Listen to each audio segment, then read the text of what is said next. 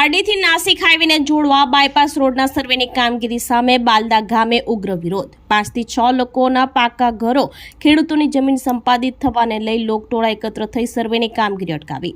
કોઈપણ લેટર કે જાણકારી વિના લોકોને વિશ્વાસમાં લીધા વગર તેઓની જગ્યામાં ખૂટા મારી દેવાના ગ્રામજનોના આક્ષેપો।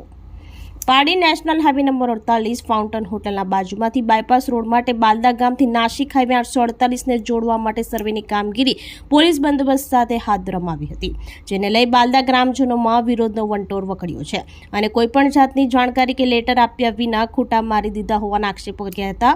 લોકો ઘર વિહોણા થવાને લઈ બાલદા ગ્રામ પંચાયત ખાતે લોકટોળા એકત્ર થઈ ઉગ્ર વિરોધ દર્શાવ્યો હતો। કોણ છે ભાઈ આવો બે ત્રણ જણા કોણ છે પછી એટલીસ્ટ 8 દિવસ પહેલા તો જાણ હોવી જ જોઈએ ને। 8 દિવસ પહેલા તો સમય લેડીઝ લોકો શું કરે? હા એટલે પૈસા બતાવવાનું ભાઈ આપણે નફામાં એમ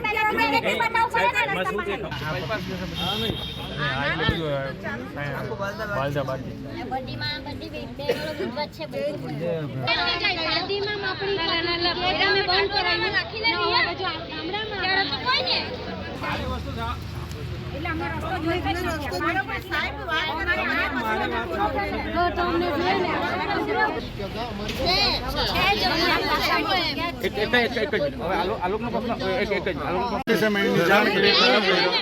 હું એમ કહું છું કે રજૂઆત છે ને જેનું ઘર જાય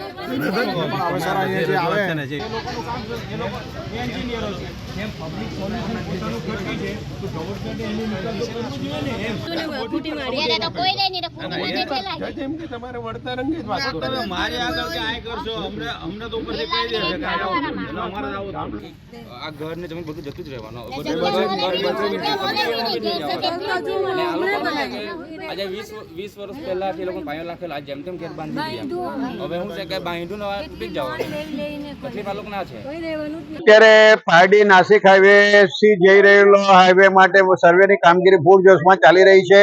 ત્યારે હવે ખૂટા બી મારવાની કામગીરી પતી ગઈ। જ્યારે આજે સ્થળ પર આવ્યા છે ત્યારે અહીંયા સ્થાનિક 4 થી 5 લોકોના ઘરો, ગરીબ લોકોના ઘરો જાય છે, તેના માટે એ લોકોએ રજૂઆત કરવામાં આવી છે, પરંતુ અત્યાર સુધીમાં લાગે કે કોઈ રજૂઆત એ લોકોની સાંભળે તેમ નથી। પરંતુ જો એઓને તાત્કાલિક કઈ અન્ય વિકલ્પ કરી આપે સરકાર દ્વારા તો એ લોકો તૈયાર છે। અને ત્યારે વાત કરીએ આપણે એ લોકો જે ઘર વિહોણા થઈ રહ્યા છે તેનો જોડે। મારું નામ તારાબેન સોમાભાઈ હળપતિ। આ ઘર પછાડથી બધું જવાનું। હવે અમે નોકરી ધંધે જાય નહીં, અમે થોબલા ધોઈને ખાઈએ ગેરકામ કરીને। અમે સાંજે આવ્યા ત્યારે ખબર પડી કે અહીંયા ખૂટા માપણી થઈ ગયેલી છે ને ખૂટા મારી ગયેલા છે। હવે અમને કોઈ બી જાણ કરવા પડે ને। તમારી પાસે લેટર વગેરે કોઈ નથી। તમારું માલિકીનું ઘર છે? અમારું પોતાનું છે। હવે એ લોકોએ થોડી બી અમને જાણ કરવા પડે કે આ તમારી જમીનની માપણી થવાની છે। અમને કોઈ જણાયું જ નહીં। જયારે સવારે ઉઠીને જોયું, નોકરી ધંધે જા ને પછી સવારે ઉઠીને જોયું ત્યારે તે ખૂટા જોયા। સરકાર દ્વારા કોઈ જ નહીં।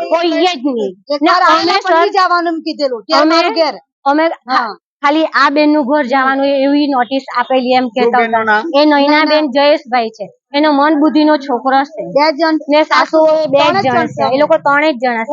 ત્યારે અમને એવું કહ્યું સરકારે કે અહીંયાથી રસ્તો જવાનો। અત્યારે એવું કહે કે આ બધું જ જશે।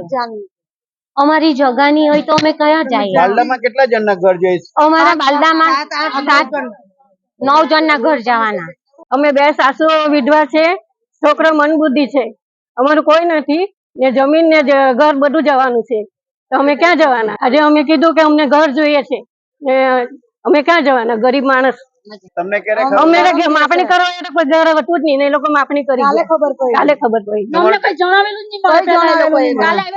પારડી હાઈવે સ્થિત આવેલ ફાઉન્ટન હોટલના બાજુમાંથી બાલદા કમઠી ફળિયા, મોટા ફળિયાથી નાસિક સ્ટેટ હાઈવે 848 ને જોડતો બાયપાસ રોડ તૈયાર કરવા સર્વેની કામગીરી હાથ ધરવામાં આવી હતી, જેમાં લોકોના 5 થી 6 જેટલા લોકોના પાકા મકાનો, જમીન, ખેતી કરતા ખેડૂતોની જમીન સંપાદિત થવાને લઈ આજરોજ બાલદા ગ્રામ પંચાયત ખાતે લોકો એકત્ર થઈ ખેડૂતોની સર્વેની કામગીરી સામે વિરોધ દર્શાવી કામગીરી અટકાવી હતી. લોકોના જણાવ્યા મુજબ કોઈપણ લેટર કે જાણકારી વિના લોકોને વિશ્વાસમાં લીધા વગર આ સર્વેની કામગીરી હાથ ધરતા સખત વિરોધ નોંધાવ્યો હતો. અંદાજે 9 જેટલા ઘરો અને ખેડૂતોની જમીન આ સર્વેમાં સંપાદિત થવાના હોય, જેને લઈ લોકો ઘર વિહોણા તથા ખેડૂતોની જમીન સંપાદન થવાને લઈ આક્રોશ ઠાલવ્યો હતો. મહિલાઓએ જણાવ્યું હતું કે તેઓ સવારે નોકરીએ નીકળી જતા હોય છે, જ્યારે સાંજે આવીને જોતા તેઓની જગ્યામાં ખૂંટા મારેલ હોવાની જાણ થઈ હતી. ત્યારે ગરીબ પરિવાર ઘર વિહોણા થવાને લઈ આજરોજ આ કામગીરી સામે વિરોધ કર્યો હતો. મામલો ઉગ્ર બનતા પારડીના પીઆઈ જીઆર ગઢવી લોકોને સમજાવવાનો પ્રયત્ન હાથ ધર્યો હતો. 3 ગુંઠા જાય છે તો 3 ગુંઠાના પૈસા એમાં જેટલા ખાતેદાર છે ને એ નથી સાહેબ, તો તમારું શું કહેવાનું? હવે ધારો કે તમે તમારી પાસે તો એનો મતલબ એવો તો કનેક્ટ છે ઓલરેડી એના પાસે નથી કે કનેક્ટ કરવાના. તમારી પાસે સાતબાર નથી શું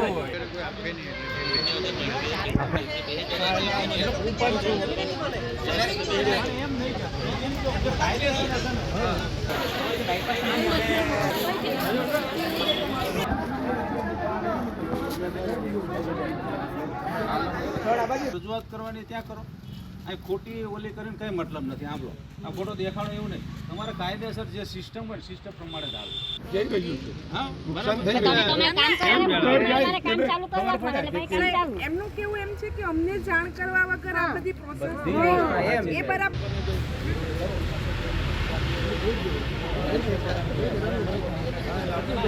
વસ્તુ કે ગમે તે હોય બની ગયું હોય ને તો તોડી પાડે. એટલે તમે ભણેલા ગણેલા છો એટલે ખબર પડે ને આ બંધ ક્યાં રહેશે.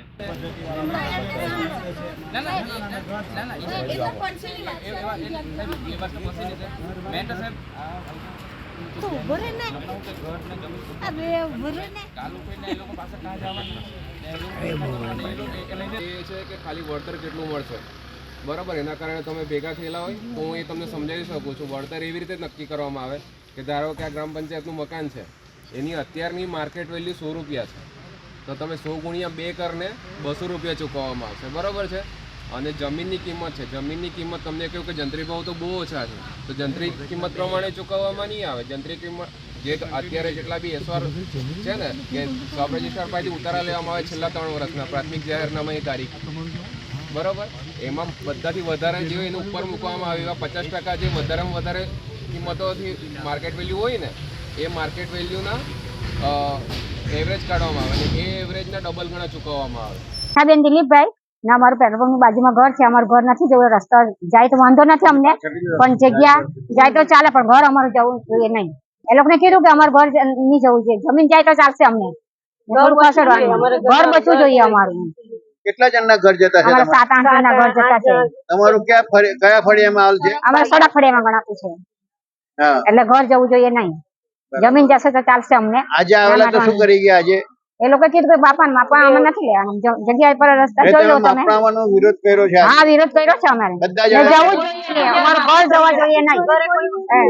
એ લોકો માપણી કરી ગયા નહીં ચાલે ને, ના કોઈ જાણ નથી. ડાયરેક્ટ સરપંચ લઈને અહીંયા આવ્યા ત્યારે અમને ખબર પડી કે અમારું ઘર જવાનું, તો અમે ઘર વિખણા થઈ ગયા તો શું કરીએ અમે હવે? સ્થાનિક લોકોને કેવો છે? સાથ સહકાર છે બધાનો, કઈ નઈ ઘરે જ અમે તો ઘર જોઈએ, અમને ઘર જોઈએ, ઘર નહીં જવું જોઈએ અમારે. અત્યારે મહિલા લોકો જણાવે કે તમારા 4 થી 5 લોકોના ઘર જાય છે અને તેઓ ઘર વિહોણા થઈ રહ્યા ને એ લોકોને સરકાર દ્વારા કોઈ પણ પ્રકારની જાણ નથી કરવામાં આવી હતી અને આજે એ લોકો ખૂબ જ નારાજી વ્યક્ત કરી રહ્યા છે. એ લોકોને કહેવાનું એવું છે કે સરકાર દ્વારા પણ અમને કોઈ સહાય આપે તો અમારો કોઈ જાતનો વિરોધ નથી. ત્યારે એક જગ્યા જોઈએ તો સાસુ વહુ બંને વિધવા છે, ત્યારે આ લોકોને આવી કટોકટી પરિસ્થિતિ થાય તો એ લોકો શું કરે? બીજો વિકલ્પ નથી. એટલે અત્યારે એ લોકો જે માપવાવાળા છે ને કામગીરી ઠપ્પ થઈ ગઈ છે. પારડીથી અમૃત પટેલ, સંકલ્પ ન્યૂઝ. આપણી સંકલ્પ ન્યૂઝ ચેનલને સબસ્ક્રાઇબ અને લાઇક કરો, બેલ આઇકન દબાવો, જેથી આવનાર ન્યૂઝ અપડેટ્સની નોટિફિકેશન આપના મોબાઈલ પર સૌથી પહેલા પહોંચે. Like, subscribe and share the video.